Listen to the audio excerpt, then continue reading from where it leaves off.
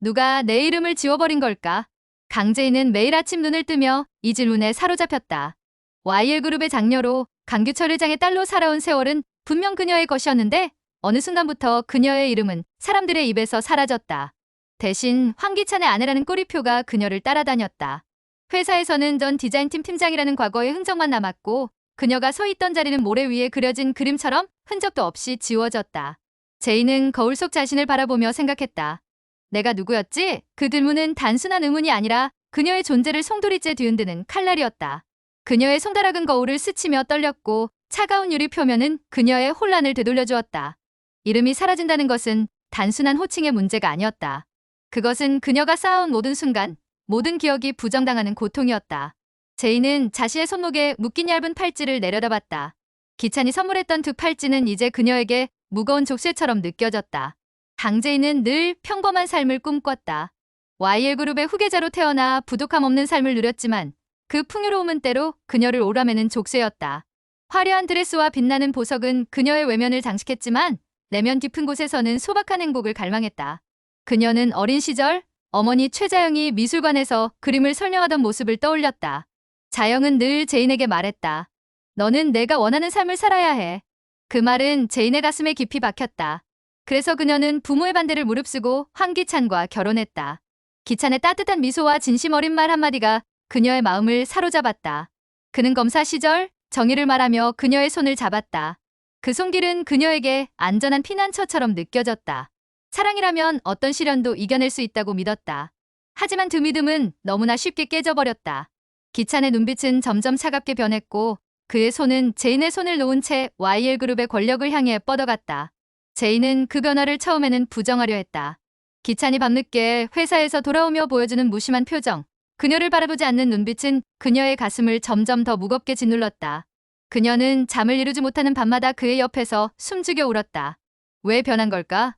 그녀는 스스로에게 물었지만 답은 없었다. 그녀의 마음은 점점 더 깊은 어둠 속으로 빠져들었다. 그리고 그날 제인은 기찬의 배신을 직접 목격했다. YL그룹의 디자인 스튜디오에서 기찬과 강세리가 낮은 목소리로 대화를 나누고 있었다. 세리는 제인의 고교 동창이었다. 늘 밝게 웃으며 제인의 곁에 있던 친구였다. 고등학교 시절 세리는 제인의 화려한 삶을 동경하며 늘 그녀의 곁에 붙어 다녔다. 하지만 두 순간 세리의 눈빛은 날카로웠고 그녀의 입꼬리는 미묘한 조롱으로 굳어 있었다. 제인은 아무것도 모르고 있지. 그게 편해. 세리의 말은 제인의 심장을 찔렀다. 기찬은 고개를 끄덕이며 서류를 넘겼다. 그 서류에는 YL그룹의 비자금 흐름과 이사회를 장악하기 위한 계획이 적혀 있었다. 제인은 문 뒤에 숨은 채 숨을 죽였다. 그녀의 손은 떨렸고 눈앞이 흐려졌다. 사랑했던 남편과 믿었던 친구가 그녀의 삶을 무너뜨리려 한다는 사실은 그녀의 모든 믿음을 배신했다. 그녀는 그 자리에서 무너지고 싶었지만 이를 악물었다. 눈물은 흘러도 소리는 내지 않았다. 그 순간 그녀는 깨달았다. 눈물로는 아무것도 지킬 수 없다는 것을. 그녀의 가슴은 분노와 슬픔이 뒤엉켜 뜨겁게 타올랐다. 그녀는 자신에게 맹세했다.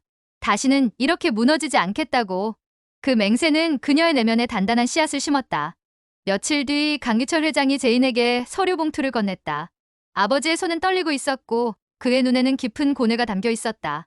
제인아, 진실을 두려워하지 마라. 규철의 목소리는 단호했지만 그 안에는 딸을 지키고 싶은 아버지의 애틋함이 묻어 있었다. 봉투 안에는 QR-7이라는 금속 키와 오래된 계약서들이 들어 있었다. 계약서에는 YL그룹의 초기 설립 과정과 관련된 비밀이 적혀 있었다.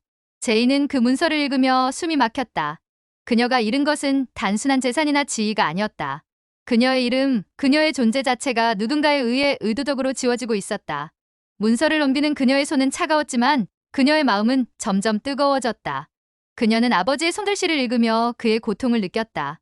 규철은 딸을 지키기 위해 이 비밀을 숨겨왔지만 이제는 제인이 그 짐을 이어가야 할 때였다. 제인은 결심했다. 그녀의 이름을 되찾아야 한다고. 하지만 두 길은 혼자 걷기에는 너무 험난했다. 그녀는 자신의 약한 모습을 떠올리며 망설였다. 그러나 아들 은호의 얼굴이 떠올랐다. 은호의 순수한 눈빛은 그녀에게 다시 일어설 용기를 주었다. 도움을 준 첫 번째 사람은 김도윤이었다. 한국대병원 외과의사인 도윤은 늘 침착하고 이성적인 남자였다. 그는 환자와 가족을 최우선으로 생각하며 살아왔다.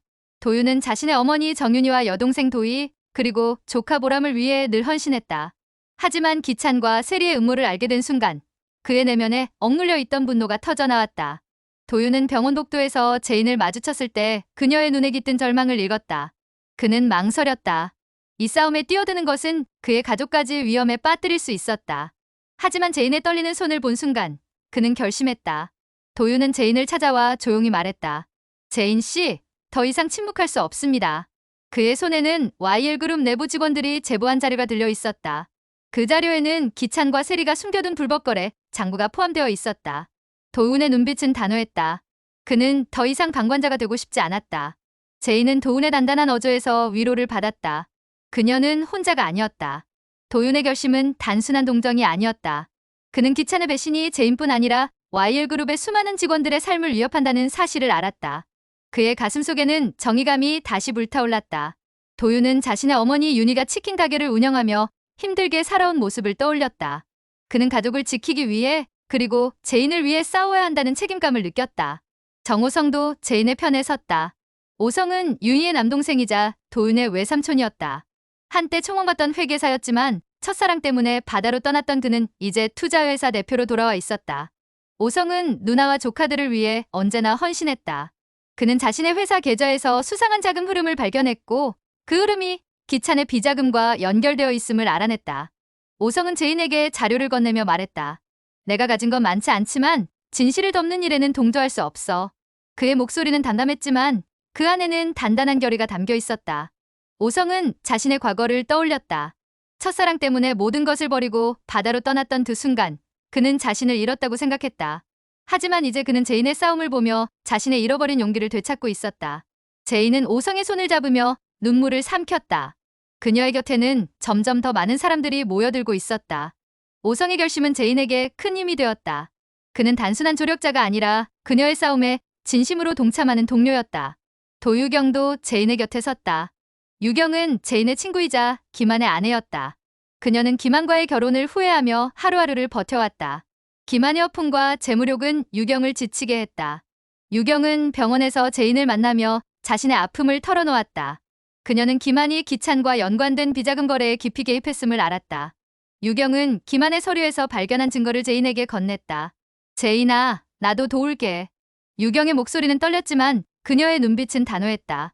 유경은 자신의 결혼 생활이 무너진 원인을 김한뿐 아니라 기찬과 세리의 음모에서도 찾았다. 그녀는 더 이상 참을 수 없었다. 제인은 유경의 손을 잡으며 말했다. 고마워, 유경아. 그 순간 두 여자는 서로의 아픔을 공유했다. 유경의 가슴속에는 오랜 억눌림이 터져 나왔다. 그녀는 제인의 싸움이 자신의 구원과도 연결되어 있음을 느꼈다. 그들은 더 이상 혼자가 아니었다. 한편 기찬과 세리는 점점 더 대담해졌다. 세리는 YL그룹의 안주인처럼 행동하며 직원들에게 지시를 내렸다. 그녀의 미소는 날카로웠고 눈빛에는 승리자의 오만함이 깃들어 있었다. 세리는 제인의 모든 것을 탐냈다. 제인의 집, 제인의 남편, 제인의 이름까지. 그녀는 제인을 무너뜨리는 것이 자신의 가치를 증명하는 길이라고 믿었다. 세리는 자신의 아들 지호를 보며 미소 지었다. 지호는 그녀의 유일한 위안이었지만 동시에 그녀의 야망을 정당화하는 도구였다. 기찬은 회장의 그림자를 지우려는 듯 이사회에서 자신의 영향력을 키워갔다. 그는 제인이 더 이상 위협이 되지 않는다고 확신했다. 그들은 제인이 무너졌다고 믿었다. 하지만 그들은 몰랐다. 그림자 속에서 제인이 조용히 칼을 갈고 있다는 사실을. 제인은 매일 밤 아버지가 남긴 자료를 펼쳐놓고 하나하나 분석했다. 그녀의 손은 떨렸고 가슴은 여전히 배신의 아픔으로 찢어졌다. 기찬의 따뜻했던 미소를 떠올릴 때마다 그녀의 가슴은 저렸다. 그 미소가 거짓이었다는 사실은 그녀를 더욱 단단하게 만들었다. 그녀는 더 이상 사랑에 속지 않을 것이다. 그녀는 자신을 지킬 것이다. 하지만 그 과정은 고통스러웠다. 그녀는 아들 은호를 바라보며 눈물을 삼켰다. 은호는 기찬과 제인의 하나뿐인 아들이었다. 기찬의 배신에도 불구하고 은호의 미소는 여전히 순수했다. 제인은 은호를 위해 싸워야 한다는 생각에 마음을 다잡았다. 그녀는 은호에게 부끄럽지 않은 어머니가 되고 싶었다. 은호가 잠든 모습을 보며 제인은 자신의 결심을 다졌다. 그녀는 은호의 미래를 지키기 위해 그리고 자신의 이름을 되찾기 위해 싸워야 했다. 마침내 이사회 주주총회의 날이 왔다. 제인은 그날을 위해 모든 것을 준비했다. 그녀는 단정한 정장을 입고 회의실에 들어섰다. 사람들은 그녀를 보며 수군거렸다. 강재인 씨가 왜 여기 있지? 디자이너 열이 그녀였다고? 제인은 그들의 시선을 무시하고 단상으로 걸어갔다. 그녀의 손에는 두꺼운 서류 뭉치가 들려 있었다. 그녀는 차분히 말했다. 오늘 저는 제 이름을 되찾으러 왔습니다. 회의실은 순식간에 침묵에 휩싸였다. 제인은 자료를 하나씩 공개했다. 기찬과 세리가 조작한 비자금 내역, 불법 거래의 장부, 그리고 그들의 대화가 담긴 녹취록까지. 도윤이 준비한 내부 자료, 오성이 확보한 CCTV 영상, 유경이 건넨 기만의 서류는 그들의 범죄를 명백히 드러냈다. 기찬은 얼굴이 하얗게 질린 채 외쳤다. 이건 조작이다. 하지만 그의 목소리는 떨리고 있었다. 제인은 차갑게 응시하며 말했다. 조작은 당신이 했죠, 기찬 씨. 세리는 필사적으로 변명하려 했지만 그녀의 목소리가 담긴 녹취록이 공개되자 더 이상 말을 잇지 못했다. 그녀의 눈에는 공포와 분노가 뒤섞여 있었다. 제인은 마지막으로 입을 열었다. 진짜 주인은 흔적이 아니라 이름으로 증명됩니다. 그리고 그 이름은 저 강재인입니다. 그녀의 목소리는 단호했고 회의실은 그녀의 말에 압도되었다. 그날 기찬과 세리의 음모는 무너졌다. YL그룹은 다시 제인의 손으로 돌아왔다. 제인은 회의실을 나서며 숨을 깊게 들이쉬었다.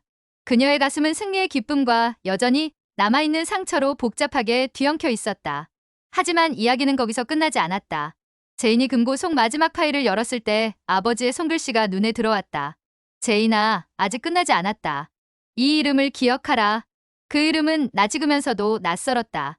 제인의 가슴이 다시 뛰기 시작했다. 새로운 적이 그녀를 기다리고 있었다.